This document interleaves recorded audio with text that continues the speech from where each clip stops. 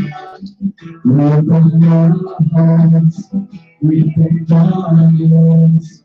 Holy Spirit, come and just come. Raise our eyes, from your voice.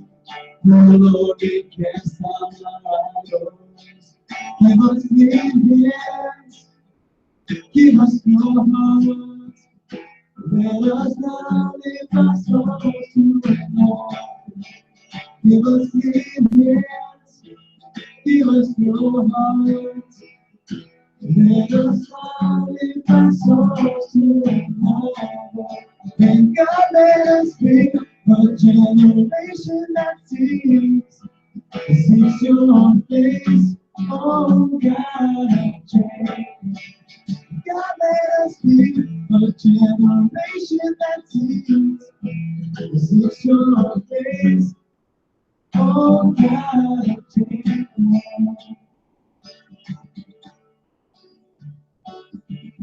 We bow our hearts, we bend our knees. Oh Spirit, come make us whole.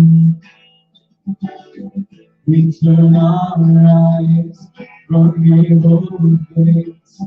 Oh Lord, we cast out our idols. Give us clean hands, give us your heart. Let us not leave our souls to the Lord. Give us clean hands, give us your heart. Let us not leave our souls to another. And God, let us be a generation that seeks your face. Oh God of Jacob. And God, let us be a generation that seeks your face. Oh God of Jacob. Give us clean hands, give us your hearts. Let us not lift our souls to another. Give us clean hands, give us your hearts. Let us not lift our souls to another. Let us not lift our souls to another.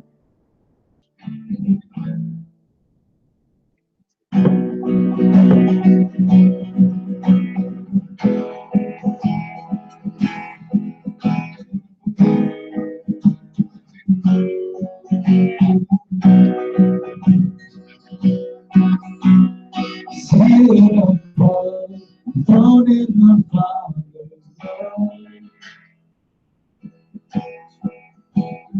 destined to die, poured out for all mankind.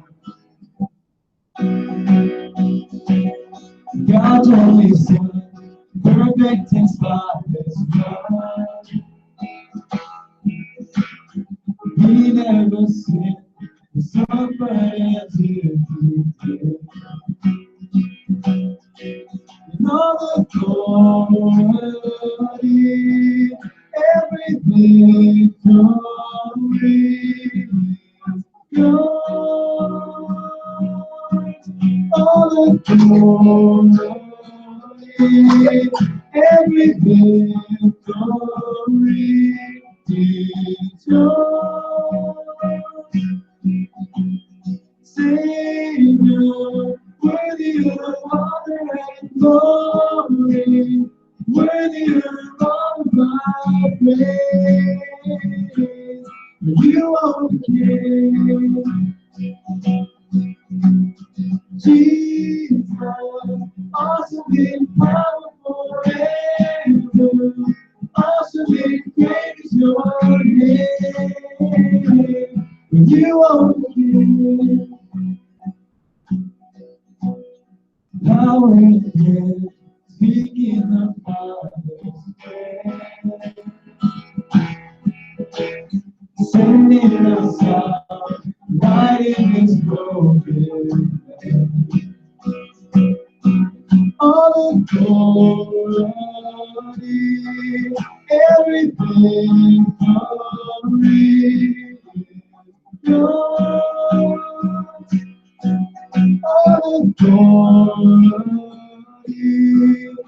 Every victory is yours.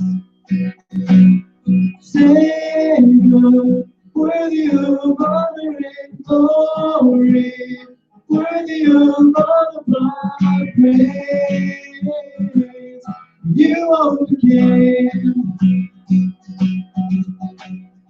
Jesus, awesome in power forever, awesome in grace, your name. You overcame. We will overcome by the blood of the Lamb and the word of our testimony. Everyone overcome.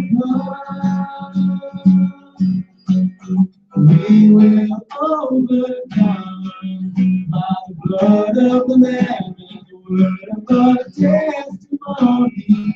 Everyone overcome.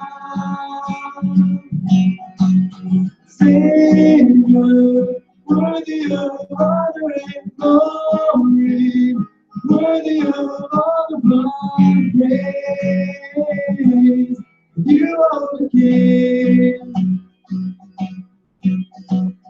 Jesus, awesome in power forever, awesome and great is your name. You overcame. Savior, worthy of honor and glory, worthy of all of my praise. You overcame. Jesus, awesome in power forever, awesome and great is your name. You overcame.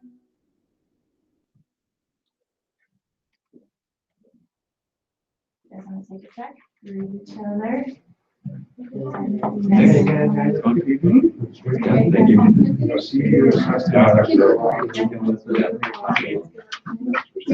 are you? Hey, kiddos. Doing all right?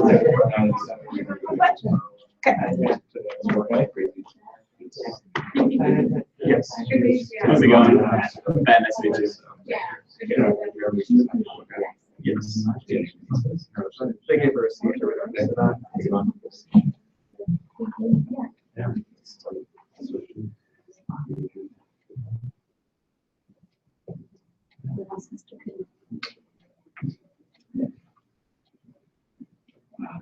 guess we can start reading this we're talking about. All right, so we're still hanging out in Exodus. Tonight we're in chapter 32, and I'll be starting in verse 9. I have seen these people, the Lord said to Moses, and they are stiff-necked people. Now leave me alone, so my anger may burn against them, and then I may destroy them. Then I will make you into a great nation. But Moses sought the favor of the Lord, his God. O Lord, he said, why should your anger burn against your people, whom you brought out of Egypt with great power and a mighty hand? Why should the Egyptians say, it was with evil intent that he brought them out, to kill them in the mountains and to wipe them off the face of the earth? Turn from your fierce anger, relent, and do not bring disaster on your people. Remember your servants Abraham, Isaac, and Israel, to whom you swore by your own self. I will make your descendants as numerous as the stars in the sky, and I will give your descendants all this land I promised them, and it will be their inheritance forever. Then the Lord relented, and he did not bring on his people the disaster he had threatened. So, other things to know. Just a quick reminder, this Tuesday we are going to be here 7 o'clock carving pumpkins, and I heard rumors of apples and caramel. So if that's your jam, you should be here because it'll be really fun. And again, anything else you're interested in, you can check out ccrchfield.org. That's right. Well, good to see you all this evening. I was going to jump right in, but I think because we have a smaller group tonight, I would like to start with a question. And the question for you to discuss with people next to you is, what's something that makes you uncomfortable? And it might be talking to people next to you or something. I don't know how you feel, but I feel like when we have smaller numbers, this actually helps. So what's something that makes you feel uncomfortable? Like routinely, something that makes you feel uncomfortable. Talk about that with one or two people next to you. And I'll look for a couple minutes. For sure.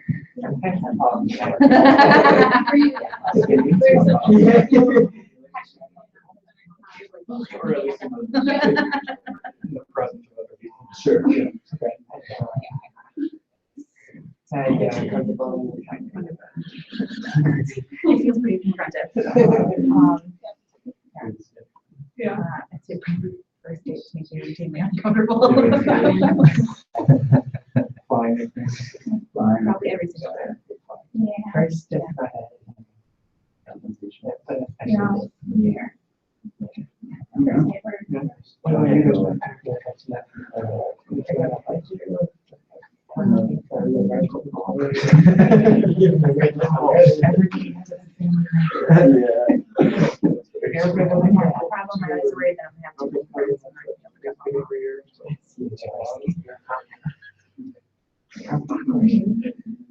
Mine is. Yeah.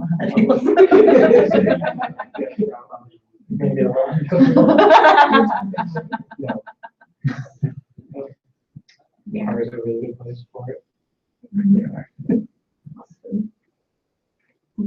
Can't think of anything. That's good too. All right, couple of responses. Things that make you uncomfortable.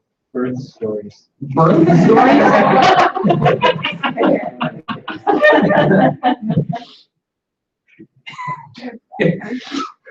Yeah.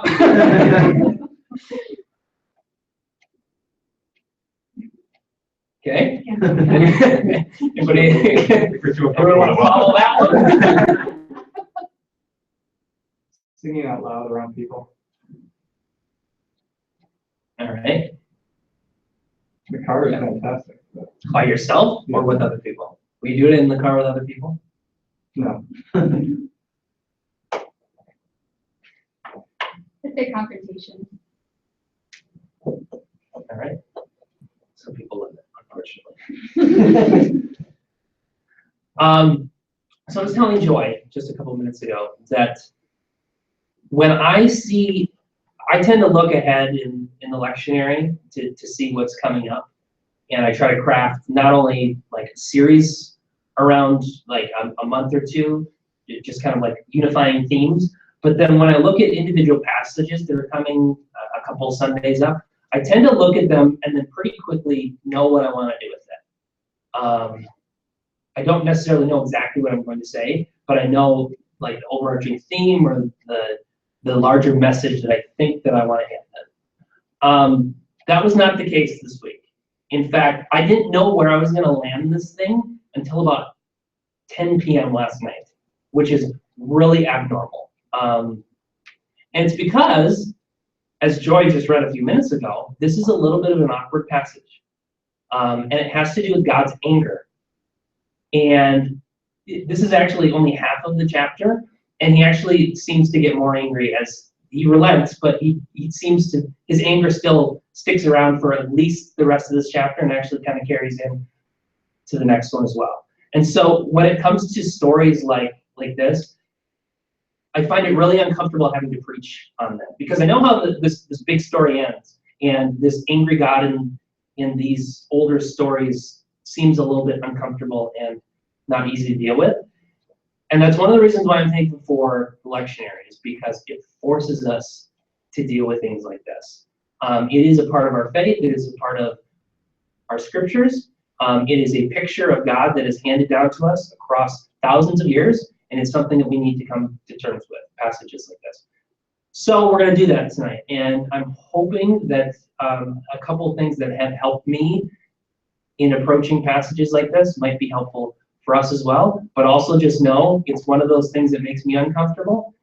It makes lots and lots of people uncomfortable in the Jewish faith and the Christian faith, has for thousands of years. If it makes you uncomfortable too, you fit right in. So I'll leave it at that before I jump more into it in just a few minutes. So before we do that, let's open up with prayer. Let me pray with me.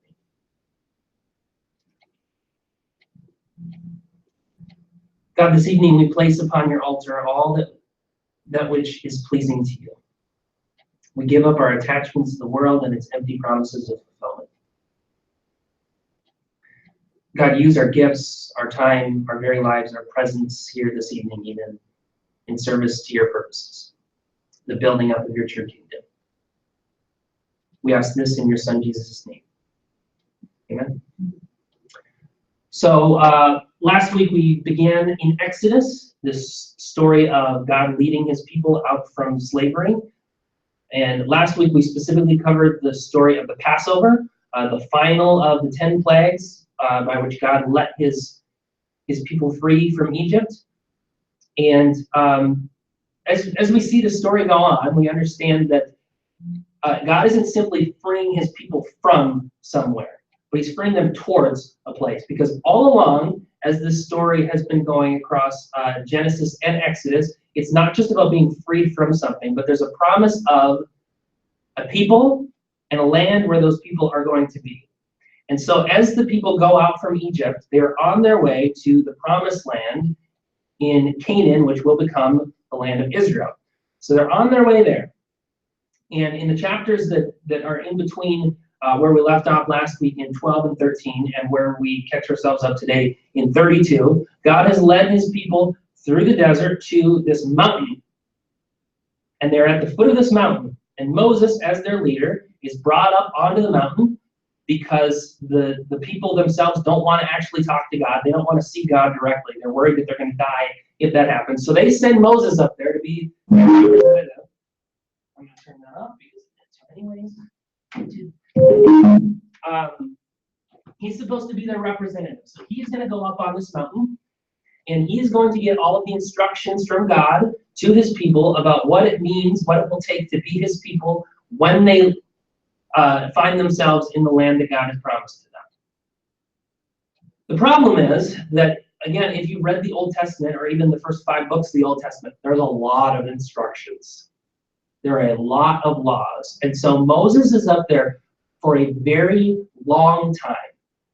And the people grow frustrated and impatient, and then they decide to take things into their own hands, which is where we pick up in the story. So we're going to be reading Exodus 32, 1 through 6, and we'll break that down, and then we'll read again the passage that Joy read just a few minutes ago. And tonight we're going to be reading from the New International Version. When the people saw that Moses was so long in coming down from the mountain, they gathered around Aaron and said, "Come make us gods who will go before us. As for this fellow Moses who brought us up out of Egypt, we don't know what has happened to him." Aaron answered them, "Take off the gold earrings that your wives, your sons, and your daughters are wearing, and bring them to me." So all the people took off their earrings and brought them to Aaron. He took what they handed him and made it into an idol cast in the shape of a calf, fashioning it with a tool. Then they said, "These are your gods, Israel, who brought you up out of Egypt." When Aaron saw this, he built an altar in front of the calf and announced, "Tomorrow there will be a festival to the Lord." So the next day, the people rose early and sacrificed burnt offerings and presented fellowship offerings. Afterward, they sat down to eat and drink and got up to indulge in revelry. So this might be a familiar story for a lot of people. If you've seen the 10 Commandments, the Charlton Heston movie that's always on at Easter, this is one of the big scenes in that movie. But to fully understand what's going on here, you actually have to step back a little bit and look at something that happens in between the story that we read last week and the story that happens this week. So Moses is up on the mountain. He's hearing God speak. God is giving him all these instructions about what it's going to take to be his people in the land. And he also gives him a promise, or an instruction along with a promise. And it's instructions about the tabernacle. Tabernacle is a tent. And it was a tent that was going to be with them in the wilderness. And it would go along with them as they made their trek from where they were to the land. This tent was supposed to be the place where God dwelt. It was his most near and dear presence with them. And so God was seen in this tent, in this setting, to almost physically be going with them to the place where they were supposed to be. In order to pull off this feat, in order to put together this tent, this was supposed to go to the people and ask for a free will offering. And he was supposed to collect all sorts of precious stones and metals, including gold. And the gold would be used to put together this tent, but also to put together something was going to be in the tent, which is known as the Ark of the Covenant. That's not from, well, technically it's from Indiana Jones, but that's not what we're talking about here. So the Ark of the Covenant was supposed to function for two different purposes. One, it was supposed to be the home of the tablets that Moses was going to come down from the mountain with, and the tablets were going to include all of God's law. They were going to be placed in that ark, kept safe, and that ark and those laws were going to go with them wherever they went. But on top of that, literally on top of that, there was this thing called the mercy seat. And God's presence was supposed to be hovering above this mercy seat. And so it'd be placed inside the tabernacle. Moses and whoever followed him would know that when they went in that temple, God's presence, while it could be anywhere, they knew that it would be right there above that spot. And so as we read stories like this, or as we read some history or look at some archaeology of these different gods that people fashion, we can look at them mockingly and say, come on, they actually thought that this thing that they created was a god. That's not what's going on here. And in fact, these things that they made, including the Ark of the Covenant, including this mercy seat, represented a god and represented a God's presence. And so just like the Ark of the Covenant, where they thought that God's presence was hovering above that thing, something like a golden calf was supposed to represent a place or a thing around which God's presence dwelt. Can you bring up a picture here? Here's an example of a golden calf. There's other things that can be found in archaeology, like other bulls, where the backs are flat, and often they would appear in pairs. And if they appeared in pairs, they were supposed to be God's or the God's footstools. So you could see the God, but you knew that the God was present with you because that thing was there. And so Moses was supposed to go and collect these items to fashion this temple, to fashion this ark, so that the people knew God could be anywhere, but we know right now this God is right here. He is above this thing. So what we see from the Israelites is not some sort of pagan ritual that they just happen to be adopting and pulling in these godly things from the people around them. It's actually a very familiar thing that they're doing. It's actually too familiar. They're co-opting what God has just given to Moses as instructions. They're rejecting something that's true in order to adopt something that's counterfeit, because it's easier. It's more near. It's something they can understand and touch and even control. So they were supposed to go to a mediator, but rather than Moses, because Moses is gone, they go to Aaron. They're supposed to collect free will offerings, but they don't do it for the tabernacle. They do it for this idol. They're supposed to use the gold to create something where God's presence was supposed to be, and they did that, but it was something different than what they were supposed to have. They're even giving praise to someone for setting them free from Egypt. Notice that they never reject that. They never say that a God didn't free them from Egypt. It just happens to be not that Yahweh God who's up there somewhere who we don't have the patience for. It's somebody else or somebody's else. And they're having a festival to celebrate. We read last week that they were supposed to have a festival to remember the things that God had done for them in the past.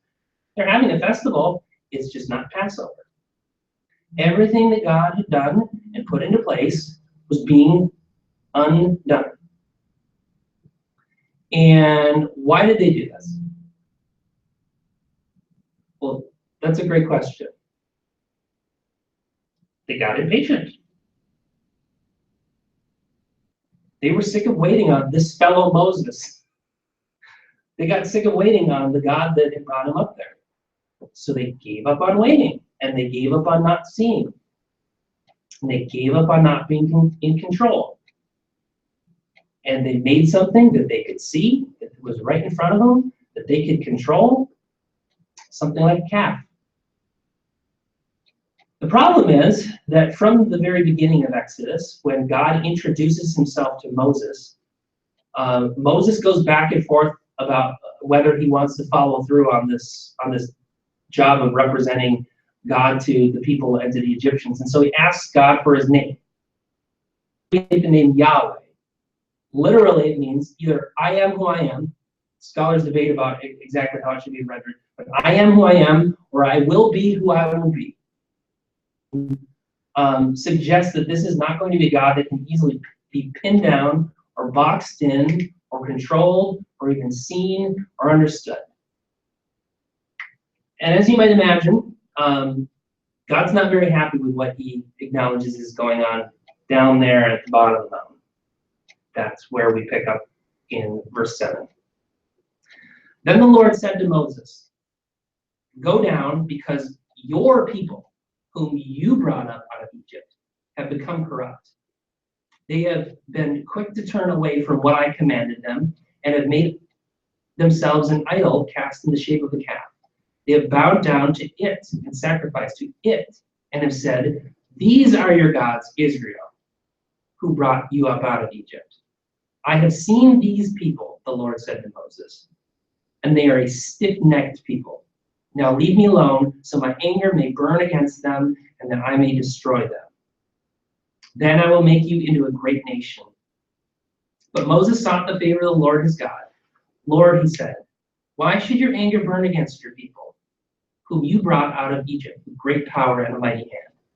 Why should the Egyptians say it was with evil intent that he brought them out to kill them in the mountains and to wipe them off the face of the earth?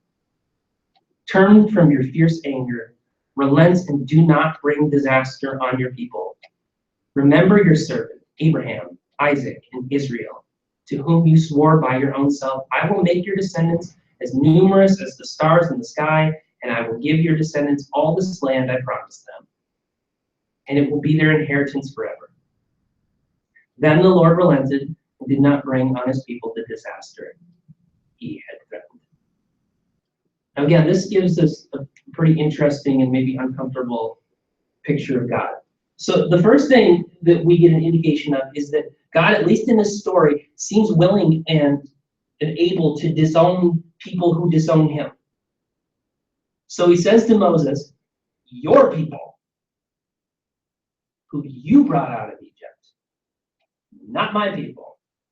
Sometimes when Chloe gets into trouble when she has daddy days at home, Chelsea will call after work and I will say, "You know what your daughter did today?" And that's basically what God is doing here. He's being a petty parent. At least that's what it seems. Your people, who you brought out of Egypt. It's almost as if he's considering these people counterfeit because they were adopting something counterfeit instead of him. They're stiff-necked, they're obstinate, they made this mistake, they're going to keep on making these mistakes. You know what, Moses? I don't need them. What I'm going to do is I'm going to do the same thing to you as I did to Moses, to Noah. I'm going to do the same thing to you that I did to Abraham. You don't have to have all these people. I will make a new nation from you. Yahweh's angry, and it doesn't look good. But then apparently Moses takes the higher ground, and Moses steps in and defends the Israelites. He responds, "Burn against your people. Remember, God, these are your people." And he even uses their enemies to try to convince God that he shouldn't do this thing. Remember those Egyptians who you showed that they were wrong, that all their gods were wrong? What are they going to say when you just bring these people out into the desert and you kill them? You're not going to look very good then. And also remember this promise that you made to Abraham, Isaac, and Jacob. You promised them lots of descendants. You promised them to be a great nation. You promised them this land. And so God eventually relents. He changes his mind. But that's where our story ends. That's not where the story ends. Because he changes his mind, but he's still angry. And people are still going to get punished. So Moses goes back down the mountain, and he gets mad too. And so he does what anybody would do, and he decides to have the idol ground up and have everyone drink the gold. Okay? The next thing that happens is Moses rounds up all the Levites, all the priests, tells them to gather their swords, and they go out into the camp and kill 3,000 people.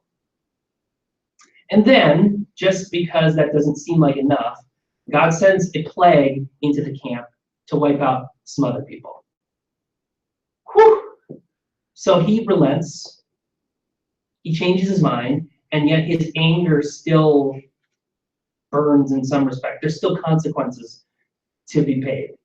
Now, I don't know about you, but that makes me feel uncomfortable. And that makes me ask all sorts of questions. Is Moses actually more even-keeled than God is? Because it kind of looks like that here. Is God just kind of jealous and he's going to do whatever he wants because he gets jealous and angry? Will God disown us if we disown him? Does God change his mind? And if so, what might that mean for us? And perhaps most importantly, can a God like that be trusted? Those aren't easy questions. And again, those are questions that people have asked for a couple thousand years as they have read this story, both Jewish and Christian. And so there are a few different ways that people try to address this thing. And some people would say, just simply, well, God is God, we're not God. He can do whatever he wants because he's God and we're not God. That's fine. Lots of people have used that answer before. That still doesn't answer the question, okay, why should that God be trusted? Others say that God is justified in his actions. Well, these were his people. They turned away from him. They should be punished for turning away from him. Again, that's a fine answer. It still doesn't answer why that God should be trusted. And then there are those who look at this story and simply say, you know what, that doesn't accurately represent God, especially the God that we see in the New Testament. So we just need to brush over these stories. We need to maybe even do away with them because some will even go as far as saying the God of the Old Testament is not the God of the New Testament that we see in Jesus. That's fine, I guess, too, except that it's there in the Bible, and Jesus seemed to use the Bible. And this father that is being talked about in Exodus is apparently Jesus's father as well. And so those don't answer the fundamental questions. So I find it helpful with passages like this, especially in the Old Testament where God is portrayed in these ways, to ask two other questions that can kind of give a little bit more clarity. And the first one is, what was the ancient author's purpose in telling this story in this way? We are thousands of years removed from it, half a world removed from this story and stories like it. And so why may have the original author told this story in this way, in ways that might make us uncomfortable in 2016? And then secondly, how does what we know about God through Jesus change our understanding of the story? So, first, I think that this story, in its ancient context, half a world away, was and is meant to expose our propensity to desire things that we can see and touch and control. This was the story of the ancient Israelites. This is something that they did, and they ended up doing it over and over and over again. This isn't going to be the last time that the Israelites turn to something that's other than God. This is also the story of the people who would have received the final version of this story in exile, the Israelites and the Judeans, who had been removed from their land because they had turned to other things. But I think that it's also simply our story as humans. We like being in charge. We like making our own little kingdoms. We like things working on our timetables. We like things to follow our rules. So rather than patiently waiting on God, we create things that are comfortable for us. We set up systems and lists by which we can control who's in and who's out, often not recognizing that the people who are in look a whole lot like us, think a whole lot like us. And so in many respects, we end up creating our own hybrid religions where things are convenient and feel good and aren't controversial. Now, that's not exactly a popular message these days, but neither is an angry God. And so how do we address that? What are we supposed to do with a God who responds like God in this story? And I think this part is key to understanding an ancient story in an ancient context using ancient storytelling conventions used by an ancient storyteller. Thousands of years ago, the stories that would have been circulating around this time about the gods of these people would have been stories about gods who created humans to be their servants. That was their sole lot in life. They were supposed to do as the gods said, and if they didn't do as the gods said, they would smite them, literally, sending down lightning bolts, sending down fire. There was no negotiation about how this was going to work. The relationship was monodirectional. There was no relationship. It was God said this, or this will happen to you. And so in this context, we hear this story, and yes, God has expectations. He gets angry. There are consequences. And the story is different because God listens, and he's moved, and he changes his mind, and he relents, and he forgives. Ancient Israelites understood that it truly was a relationship that they had with God. And in order for there to be a relationship, the person on the other side, the individual on the other side, the God on the other side had to be dynamic, had to be changeable, had to be able to respond and be moved by his people. And so the God himself and what he values may not change, but the way that he responds to his people would change as he related to them. And we, as Christians, this is never more clear than in Jesus. God still has expectations that we fail to meet. We continue to pursue counterfeit things that we can see and touch and control, and yet we don't see, once Jesus comes on the scene, him grinding up these idols and making people drink it, sending people around with swords, sending down plagues on the people who don't listen to him in order to finish off his people. Instead, in Jesus, God himself comes to us. He dwells with us. The Gospel of John says he literally tabernacles with us. God doesn't, he offers forgiveness and healing and renewal, and most importantly, he does what Moses couldn't do, and he becomes our advocate and offers a way for us to move forward as his faithful people. You can't get any more dynamic than what we see in Jesus.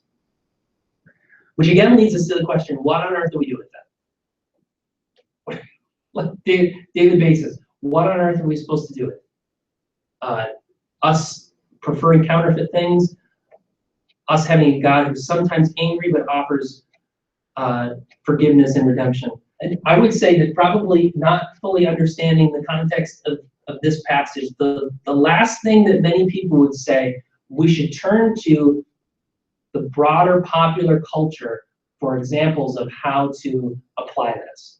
Probably the last thing a lot of people would say, right? That's exactly what I want to do. How many of you have heard of Chance the Rapper? Head nod. Yeah, the music guy knows of Chance the Rapper. I hadn't heard of Chance the Rapper until a few months ago. He was on the Video Music Awards, and everybody made a big deal about it. Can you bring up the next slide? Everybody made a big deal about it because he wore this outfit, and they said that he looked like one of the Mario brothers.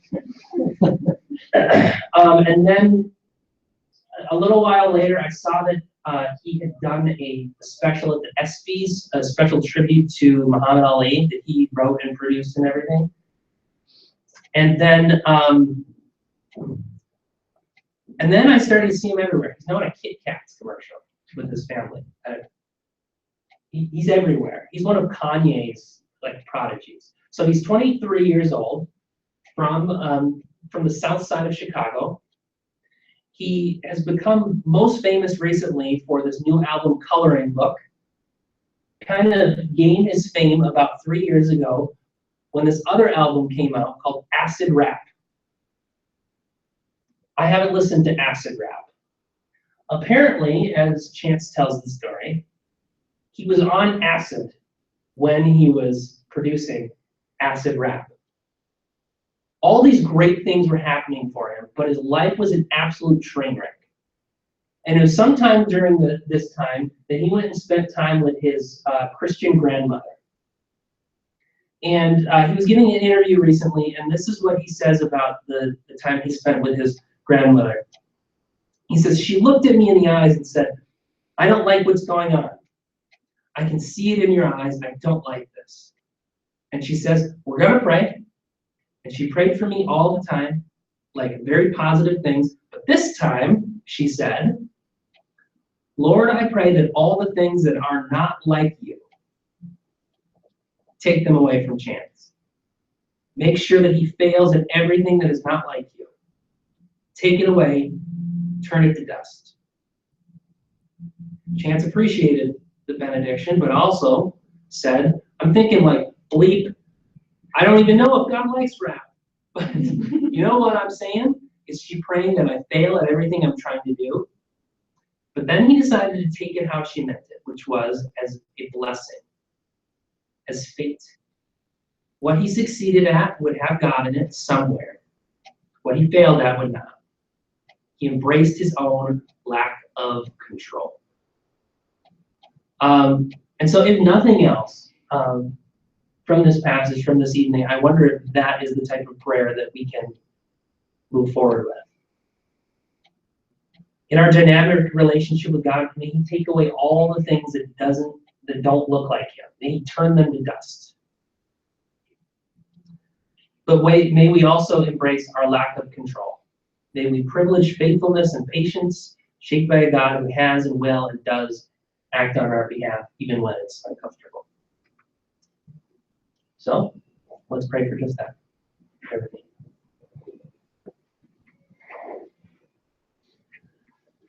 God, I thank you for these stories that have been passed down for thousands of years that could have easily been erased from the pages of history. But they are important stories. They shape who we are as your faithful people. God, I thank you actually that you have expectations for us. And that you are also in dynamic relationship with us, and you are willing to bend to our needs, bend to our problems even. You're willing to forgive and offer us a way forward. So God, in all of our lives, we ask that that the things we do look like you. And God, the things that don't, may we fail in them. May they turn to dust. We want to be your faithful servants. We ask all this in your Son, Jesus' name. Amen.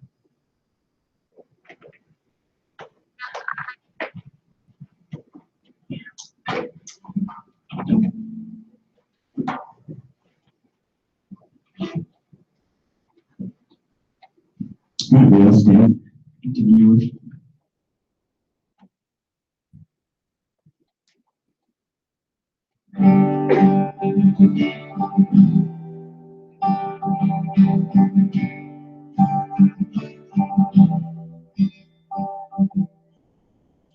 Going to this place before, move by the sound of wings. Sees the love shaken and stirred. Keep it climbing, breaking out of the ground. Turn on, my eyes on. Turn on, turn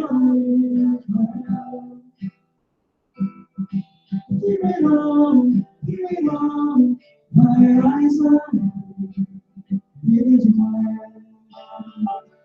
with me.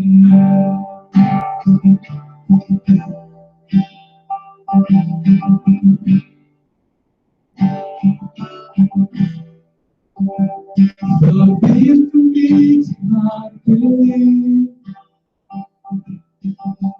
even when my eyes can't see. When it's mountain that's in front of me, we get down into the distance. Do it all, my eyes on you. Do it all, it is well. Do it all, my eyes on you. It is well. It is well. Let go my soul. Let trust in you. Listen to you. Let go my soul. Let trust in you. Listen to you.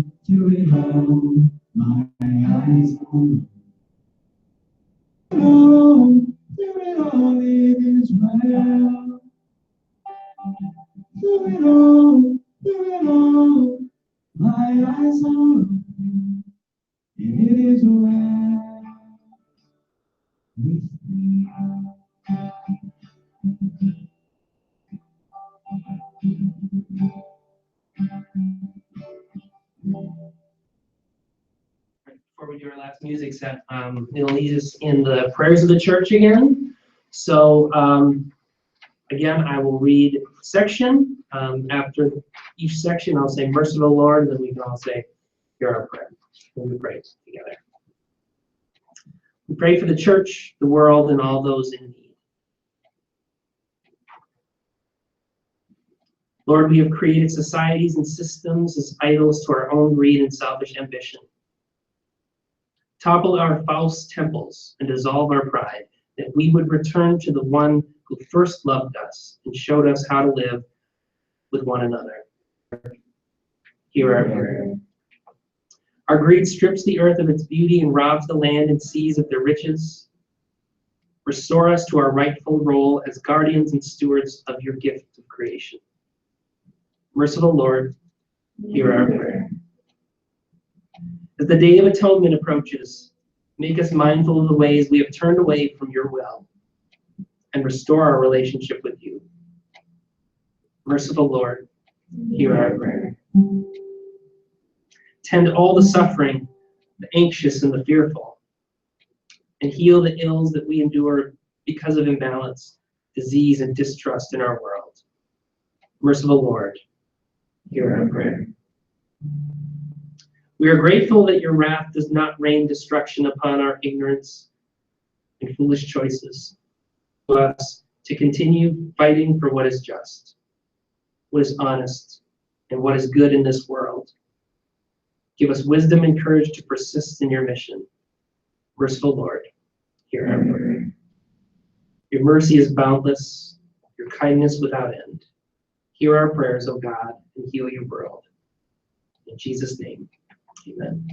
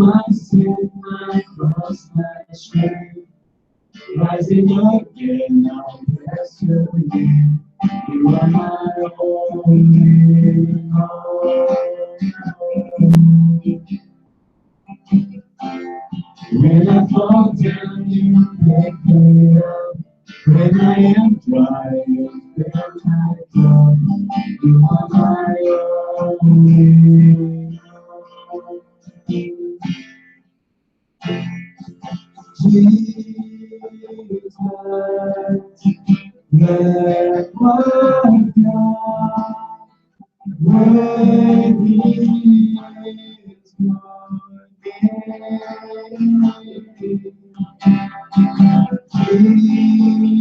Jesus, Lamb of God, worthy is your name.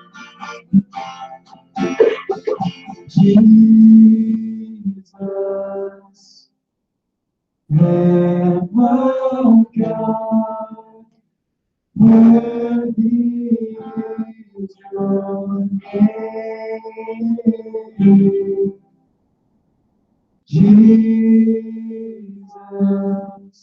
Lamb of God, worthy is your name. All right, just a reminder on Tuesday, so 2 days from now, here, 7 p.m., we're doing pumpkin carving, like apples and caramel and other stuff, I guess. And then next Sunday, we'll be back here, and we have a new project that we have been asked to take on by RDLS. So I'm hoping to organize some details around what on earth we're doing, how on earth we're going to go about doing it. But we'll have more information about that next week. So now, as we go, may God fill our lives with things that look like Him and remove all the things that do not. In Jesus' name, amen.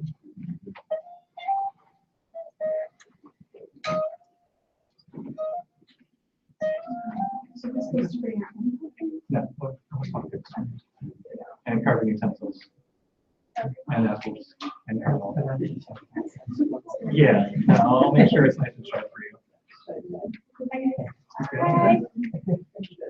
You okay?